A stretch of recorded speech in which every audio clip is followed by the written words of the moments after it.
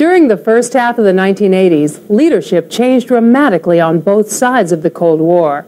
The decade began with Ronald Reagan's tough stance against communism, but somewhere near the middle, the new Soviet leader, Mikhail Gorbachev, inspired an unprecedented thaw in the Cold War. After suffering through the 3 Mile Island fiasco, a sluggish economy, and the agonizing hostage crisis with Iran, Carter's victory at Camp David seems like a distant memory. During the presidential debate, Carter's idea that America is having a crisis of confidence seems less appealing to American voters than Reagan's old-fashioned patriotism. As Carter steps down and Ronald Reagan assumes the presidency, the direction of the country begins to take a turn. The day Reagan takes office, the hostages from the embassy in Tehran are returned to America. It's a snub to Carter, but for America, it's an auspicious sign, a new feeling that America will no longer be held hostage. During Reagan's first term, the economy begins to rebound, and inflation falls by 6%. America is climbing out of its economic slump. Regardless of the lucky timing of this economic upturn, it's Reagan's personality that reawakens a sense of patriotism in America and sparks a resurgence of conservative politics. I've never felt more strongly that America's best days and democracy's best days lie ahead. We're a powerful force for good. With faith and courage, we can perform great deeds and take freedom's next step. And we will. He defines his presidency as a champion of American values and a staunch opponent of communism. Under his administration, Eisenhower's old domino theory takes on new urgency. In a speech to the National Association of Evangelicals, Reagan makes his stance clear. Let us be aware that while they preach the supremacy of the state, declare its omnipotence over individual man, and predict its eventual domination of all peoples on the earth, they are the focus of evil in the modern world. Then, in October of 1983, a leftist group seizes control of the government of the Caribbean island of Grenada. Reagan quickly sends in the Marines to put down the revolt and evacuate American medical students who are held captive on the island. It is one thing to view an American military operation from afar, and quite another to be rescued by one. Thank you for bringing us back to the United States. There is truly no place like home. It's ostensibly a heroic rescue operation, but in a larger sense, it's an exercise in imperialist politics. Welcome home. In keeping with the fear of the communist empire, Reagan continues heavy defense spending.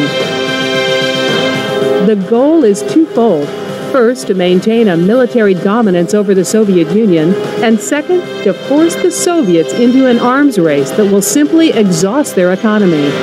Reagan hopes this will drive them back to the negotiating table, where terms for arms reduction can be dictated by the United States.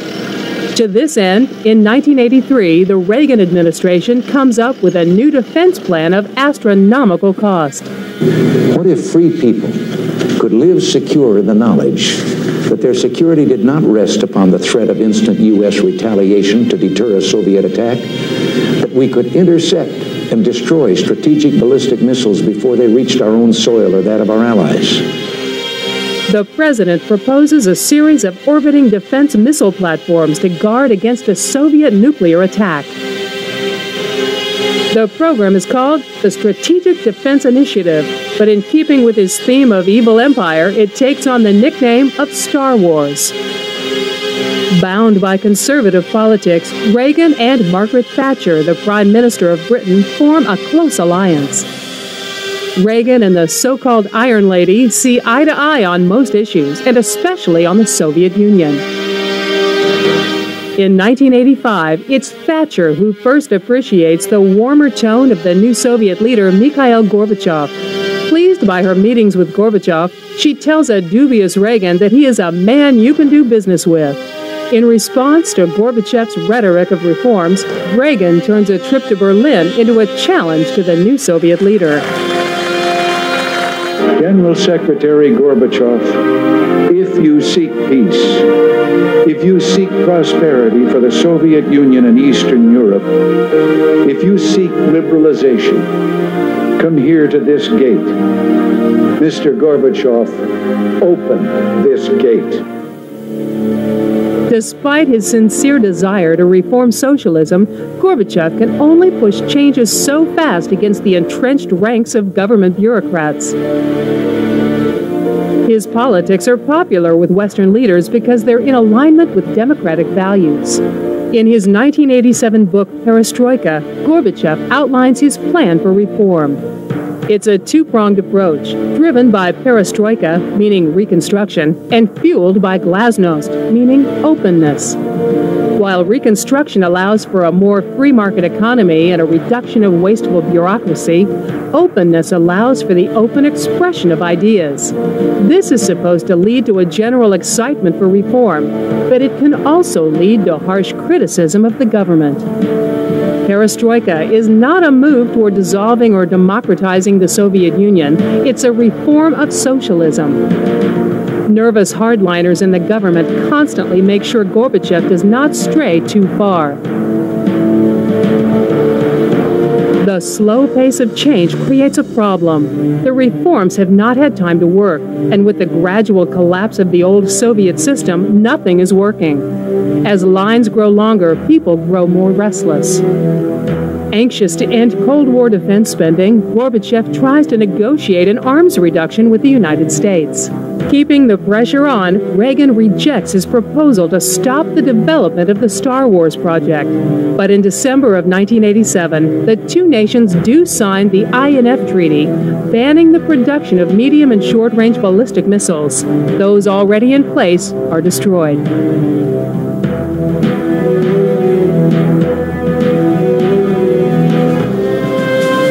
In 1981, the American Sixth Fleet sails through the Gulf of Sidra.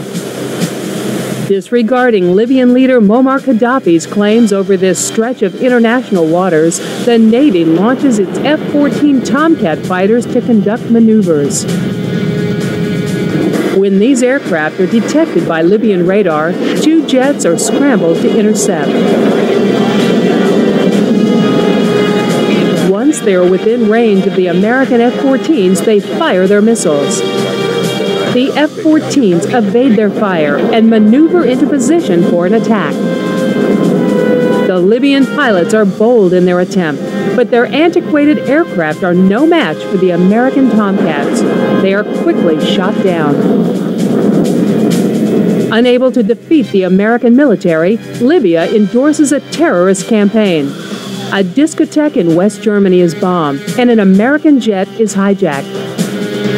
Despite a powerful military, America finds itself held hostage again. With intelligence reports linking Libya to the terrorist acts, President Reagan authorizes an airstrike inside Libya. Launching from air bases in Britain, American F-111 bombers destroy military targets. After rebuilding their air force with advanced Soviet MiG-23s, the Libyans launched one last assault in 1989. With F-14s again on maneuvers in the Gulf of Sidra, the MiGs moved to intercept head-on. The American pilots make drastic course changes, but each time, the MiGs lock back on to the F-14s.